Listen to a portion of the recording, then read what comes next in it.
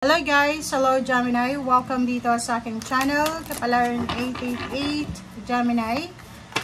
Alamin natin kung anong messages, vibration, gabay energy para sa lahat. Ito ay weekly tarot reading from January 20 hanggang 26, Gemini.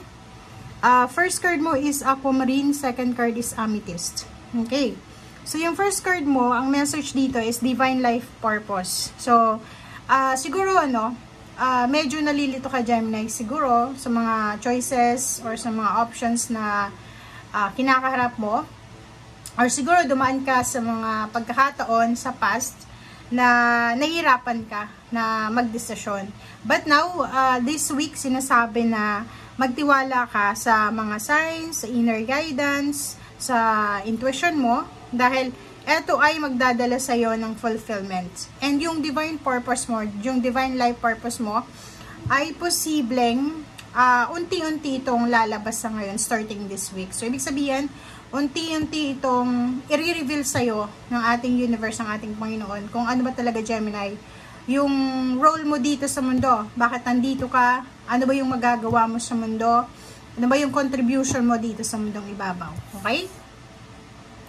Okay, next card is Amethyst. Ganun din. So, revelation, sinasabi sa'yo dito ng barahan na reveal your true self. So, hayaan mo na lumabas kung ano yung nararamdaman mo. Hayaan mo kung ano yung emotions, yung feelings mo. I-honor mo siya sa linggo ito. Hayaan mo lang. Okay? Ilabas mo yung mga dapat ilabas. Huwag mong kimkimin, huwag mong sikilin yung nararamdaman mo.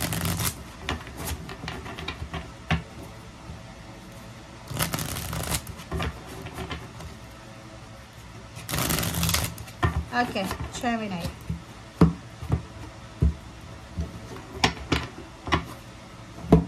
First card sa second deck is Nine of Swords. So, dito siya sa Aquamarine na to. So, if ever lang Gemini sa linggong ito, masyado kang naguguluhan, confused, or yung iba, sobrang pagod, sleepless nights, yung hindi makatulog sa gabi sa sobrang pag-iisip, maraming gumugulo sa isip mo.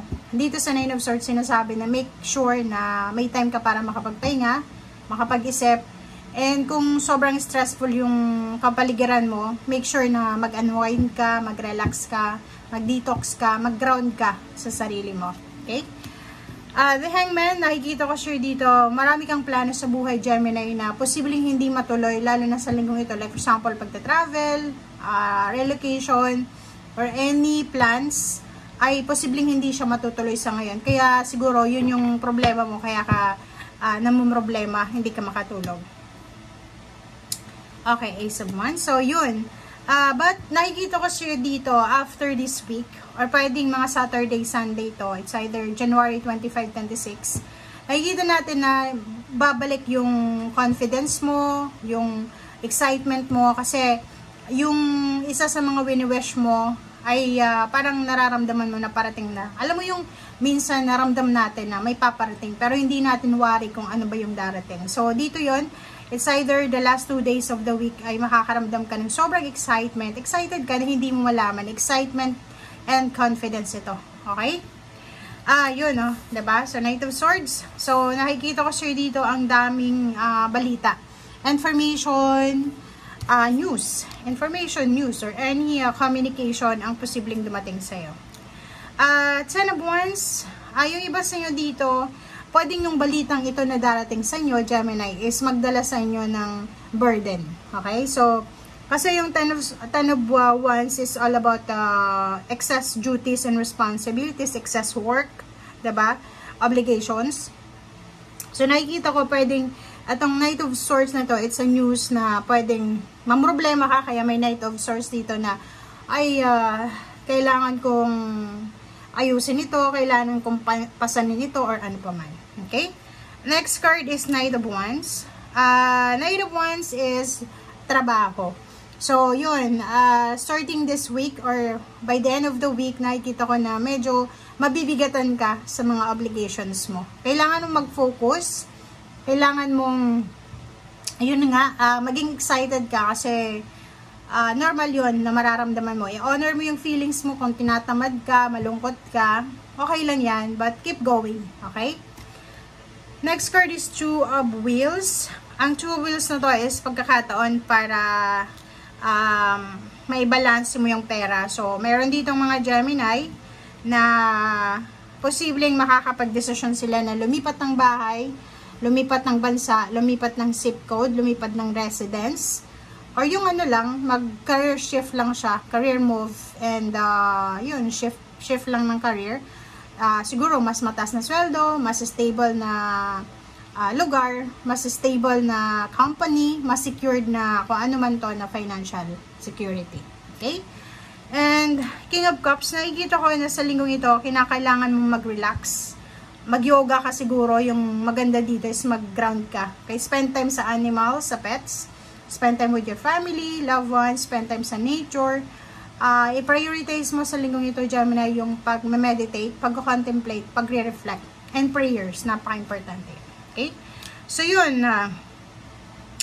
Three of Wheels. If you're for example, may business ka or business ideas lang ito, nakikita ko siya dito na kailangan mo dito ng better understanding. So, kung may plano ka pa lang na magnegosyo, plano mong makipagsosyo or ano pa man, sinasabi ng barahan na huwag kang tatalon sa isang pagkakataon na hindi mo sigurado. So, mag-ipon ka ng pera, or ibig sabihin niya, sa linggong ito, isa sa mga pwedeng solusyon para sa mga iniisip mo is pag-iipon ng pera, savings. Kailangan mong, kasi Two of Wheels siya, so kailangan mong maging matalino sa paghahawak ng pera. It's financial management, kailangan maging matalino. Hierophant, kailangan mong maghanap ng mentor. Napaka-importante yung mentor Kasi minsan, meron tayong mga actions na hindi natin alam. So, minsan hindi tayo knowledgeable sa mga pasikat-sikat sa buhay. So, napaka-importante yung mga mentor, yung mga taong pwedeng makatulong sa atin. Okay? Eight of Wheels. Nakikita ko siya dito na yung iba dito na Gemini looking for a stable job talaga na pwedeng, yung parang, yung stability ng trabaho na parang gusto nilang, dito na lang magstay sa trabaho to dahil gusto kong makaipon, or etong business na to, eto yung pwedeng maging way para makaipon ako ng pera para matupad ko yung mga gusto kong matupad sa buhay. Okay? In terms of relationship, if you're single, looking for a relationship, good omen ito. Possible, pwede kang ma-in love or pwede kang maghanap ng karelasyon. And nakikita ko din sa'yo pwedeng sa loob ng trabaho, sa loob ng negosyo, sa isang conference, sa isang long distance travel, or lahat ng possibility sa loob ng trabaho, pwedeng magkaroon ka din ng intimate relationship. Okay? Okay, so last card natin, Seven of Wheels. Nakikita ko sa'yo, Gemini, if you're waiting for financial growth or financial payouts, payments, nakikita ko sa'yo dito na darating siya. Gawin mo lang kung ano yung nararapat sa ngayon. And as much as possible, maging matyaga sa paghihintay kung ano man ito. Okay? Thank you guys. Bye!